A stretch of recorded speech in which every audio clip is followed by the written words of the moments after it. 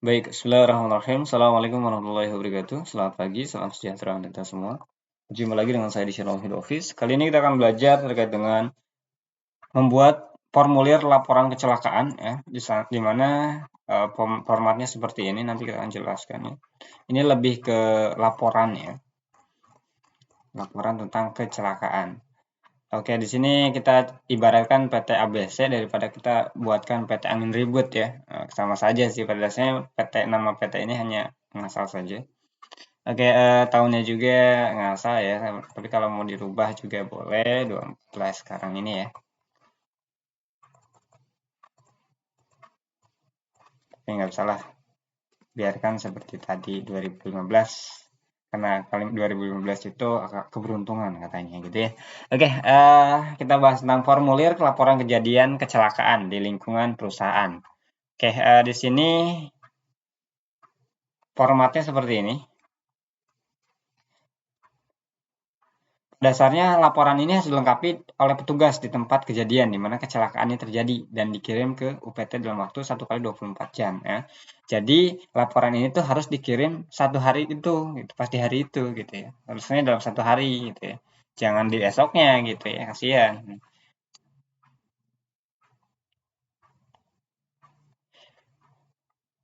Oke, lokasi kecelakaan, misal cutting bawah, pemotongan bawah gitu ya. Tanggal kecelakaannya tanggal sekian gitu ya. Kejadiannya, jam kejadiannya, terus tanggal dilaporkannya tanggal berapa gitu ya. Misal, oke, tanggal kejadiannya tanggal 16, dia tanggal kejadiannya tanggal 3, di waktu kejadiannya adalah jam 16 atau jam 4. Nah, tanggal dilaporkannya adalah tanggal 4 ya. Ya, ini kenapa kok beda hari gitu ya? Karena memang hitungannya 24 jam gitu ya. Dalam artian 16 ke mungkin di jam dia ngirim laporannya itu jam 1 atau jam 3 ya, pagi ya, dini hari gitu ya, atau enggak jam 7 masih bisa kan? Ini kan kalau 24 jam itu hitungannya 16 ke 16 gitu ya. Oke, artinya jam 4 ke jam 4 gitu ya. Dari jam 4 sore ke jam 4 sore lagi gitu kan. Cederanya apa sih? Nama yang dicederai ya, apa nih? Siapa nih yang kena musibah gitu ya. Umurnya berapa? Asal instansinya mana gitu ya. Terus jenis kelaminnya laki-laki apa perempuan gitu ya. Terus lagi nicknya misal ini gitu ya. Atau enggak kurang satu atau enggak 90 gitu ya. Terserah lah ini menyesuaikan nomor induk ini. Nomor induk kerja ya.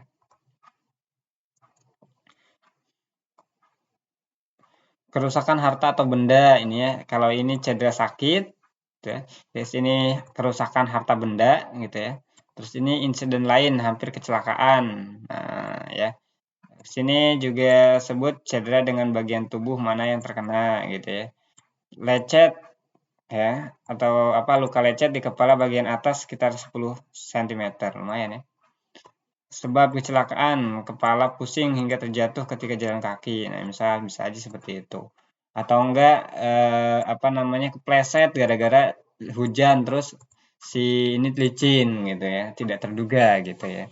Saat kegiatan yang dilakukan waktu kejadian, apa nih setelah mengambil jaket ketika jam pulang. Nah, ini kegiatannya kapan? Pas kejadian itu gitu ya. Setelah mengambil jaket ketika jam pulang. Oh, di waktu pas mau pulang misalnya. Nama saksi jika ada, misal namanya siapa, gitu ya. Setelah kejadiannya bagaimana kata si dia gitu ya. Pertolongan pertama yang telah dilakukan dengan pengobatan P3, lalu dibawa ke klinik, dilakukan pembersihan dan penutupan luka di kepala. Kalau memang tadi lecet ya kepalanya, kena luka gitu ya. Apakah perlu tindakan lebih lanjut ya? Kalau iya, ya dirujuk ke rumah sakit Medirosa gitu atau sakit mana gitu, rumah sakit mana gitu ya dengan menggunakan ambulans ya.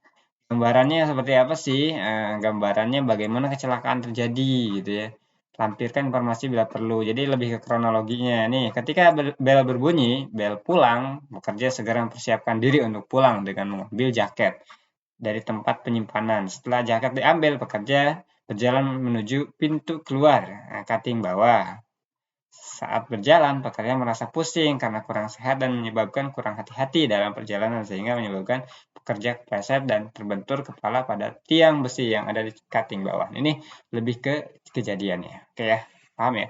Cuacanya bagaimana? Cerah atau hujan atau kabut. Kalau memang cuacanya cerah ya dicentang aja. Kalau memang kabut ya dicentang juga. Kalau memang hujan ya dicentang.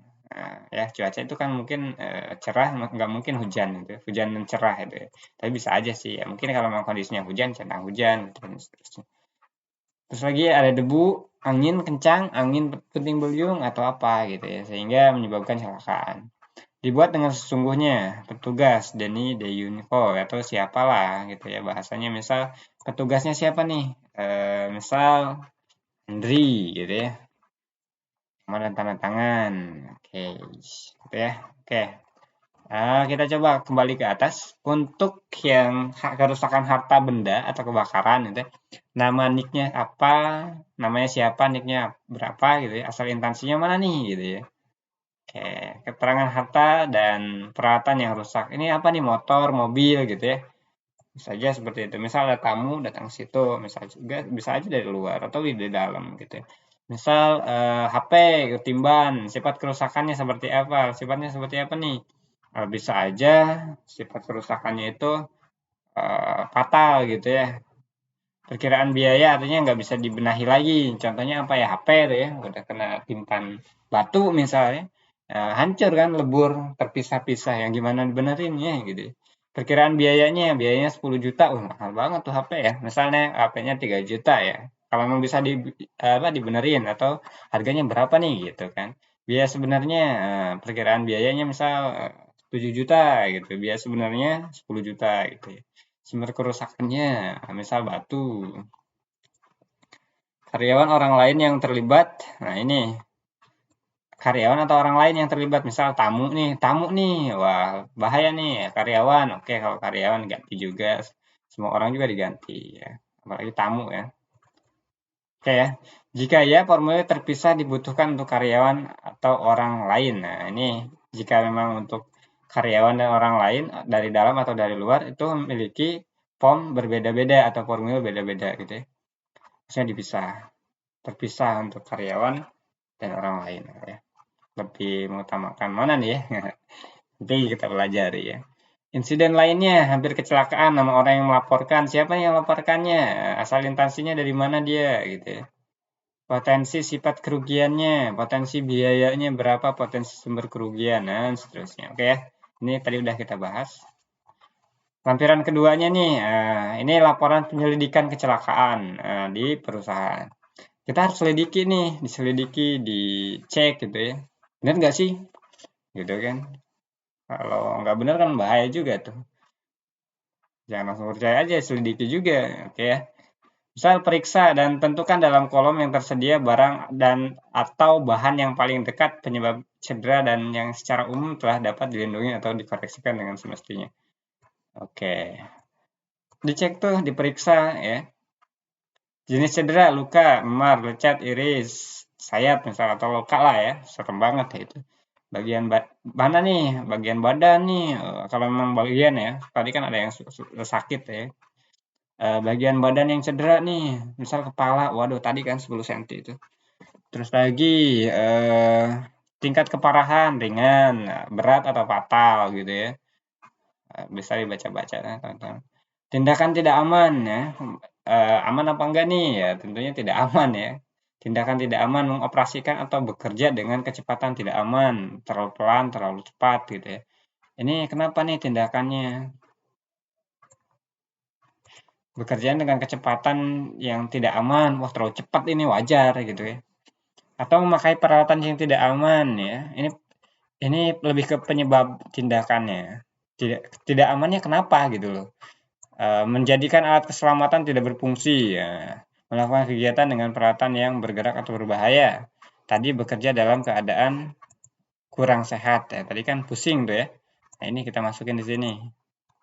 Kondisi tidak aman. Nah, ini juga tidak ada kondisi yang tidak aman. Kondisi tidak aman, bahan atau peralatan yang tidak aman. Ya, tadi juga aman kan, ini mau ngambil jaket terus agak pusing, berarti kurang sehat dong.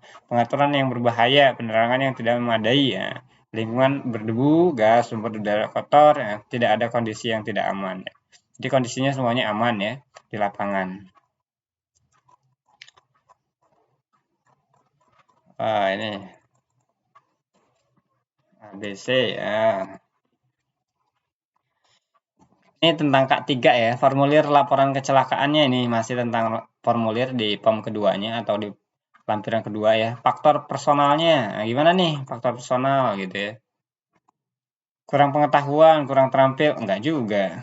Karena kan dia mau ngambil apa namanya jaket ya, mungkin lemes ya, sehingga dia gitu ya. Terus lagi kurang sehat, lemes, pusing, kurang nutrisi, kekurangan. Nah, ini kurang sehat aja masukinnya. Nah, ini bisa teman-teman baca-baca ya supaya untuk referensi teman-teman belajar gitu ya. Tindakan perbaikannya harus seperti apa nih? Pertama atau ini pilihan kan ya terserah. Secara khusus terikat dengan kecelakaan, tindakan perbaikan sistem kebijakan keselamatan. Lainnya sebutkan selain yang di atas. Ini nggak ada ya, karena memang ini pure apa namanya perbaikannya itu bukan dari sistem atau bukan dari tempat karena dari keadaan si pegawainya kurang sehat gitu ya. Nah ini secara khusus terikat dengan kecelakaan memberikan orientasi tentang kebijakan dan peraturan K3 di perusahaan memberikan pengarahan kan udah memberikan semuanya. Oke ya. Nah, ini lebih ke kurang kesehatan ya gitu. Karena ini mau pulang, ternyata dia lemes ya, capean kali belum makan atau seperti apa lah bahasanya. Oke, tanda tangan di petugasnya siapa? Dibuat dengan sesungguhnya petugas. Manajer komplain. Nah, ada manajer komplain nih yang mengatur tentang perkomplainan gitu ya. Oke, teman-teman, sedikit banyaknya mungkin teman-teman sudah memahami ya terkait dengan K3 nih. Ini penting nih teman-teman belajar tentang K3 ini. Oke, teman-teman, itu saja kali teman-teman yang bisa saya sampaikan. Terima kasih, tetap semangat, dan mari upgrade diri kita. Terima kasih.